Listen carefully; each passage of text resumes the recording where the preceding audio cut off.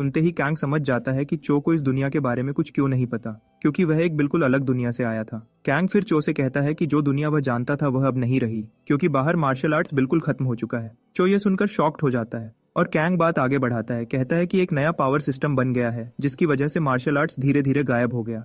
Kang उसे यह बताने की बजाय कि वह दूसरी दुनिया से आया है, यह बताता है कि जिस दुनिया को वह जानता था वह अब बदल चुकी है। चो हमेशा की तरह कैंग की बात पर यकीन करता है और बताता है कि उसने समय का हिसाब रखना छोड़ दिया क्योंकि वह पोर्टल में इतने लंबे समय से था।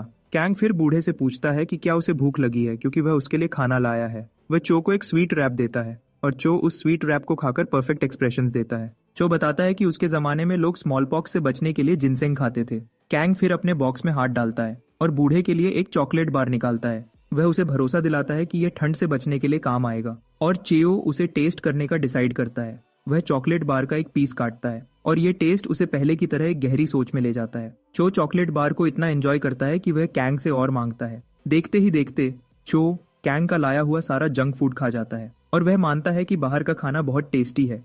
कैंग फिर उससे पूछता है कि जब यहाँ न तो फ्रूट्स हैं और न ही शिकार के लिए कोई जानवर, तो वह अपनी भूख कैसे मिटाता है। चो फिर एक शॉकिंग बात बताता है।